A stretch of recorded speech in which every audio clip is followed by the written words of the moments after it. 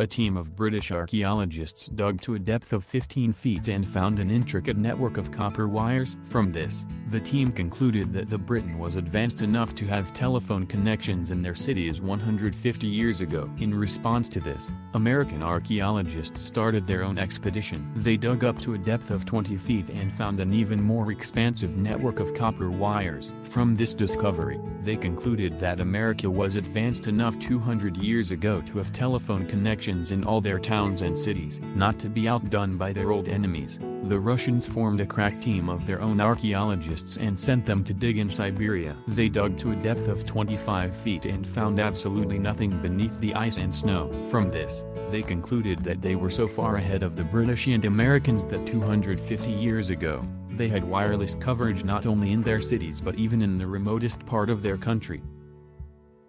To the guy in the wheelchair who stole my camouflage jacket: you can hide, but you can't run. My 6-year-old daughter came up with this joke. What is a duck's favorite sea monster? A quacken. Not having sex tonight. One evening last week, my girlfriend and I were getting into bed. Well, the passion starts to heat up, and she eventually says, "I don't feel like it, I just want you to hold me." I said, "What? Question mark, exclamation mark, exclamation mark. What was that? Exclamation mark." So she says the words that every boyfriend on the planet dreads to hear. "You are just not in touch with my emotional needs as a woman enough for me to satisfy your physical needs as a man."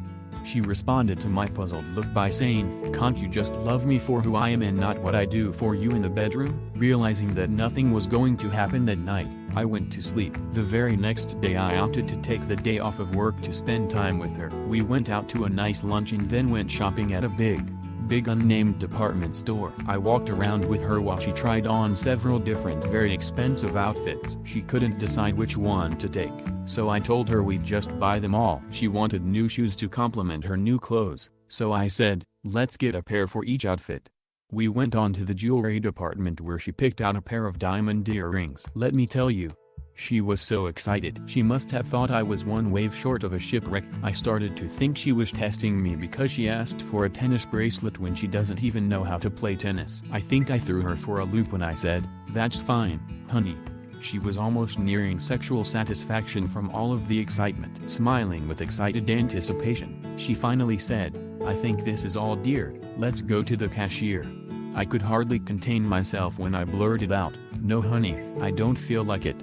Her face just went completely blank as her jaw dropped with a baffled, "What?" I then said, "Honey, I just want you to hold this stuff for a while. You are just not in touch with my financial needs as a man enough for me to satisfy your shopping needs as a woman."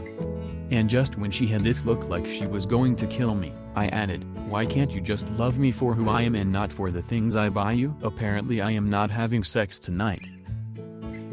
A man absolutely hated his wife's cat. A man absolutely hated his wife's cat and decided to get rid of him one day by driving him 20 blocks from his home and leaving him at the park. As he was getting home, the cat was walking up the driveway. The next day he decided to drive the cat 40 blocks away. He put the beast out and headed home. Driving back up his driveway, there was the cat. He kept taking the cat further and further and the cat would always beat him home. At last he decided to drive a few miles away, turn right, then left, past the bridge, then right again and another right until he reached what he thought was a safe distance from his home and left the cat there. Hours later the man calls home to his wife, "Jen, is the cat there?" "Yes," the wife answers. "Why do you ask?" Frustrated, the man answered, "Put that son of a bitch on the phone. I am lost and need directions."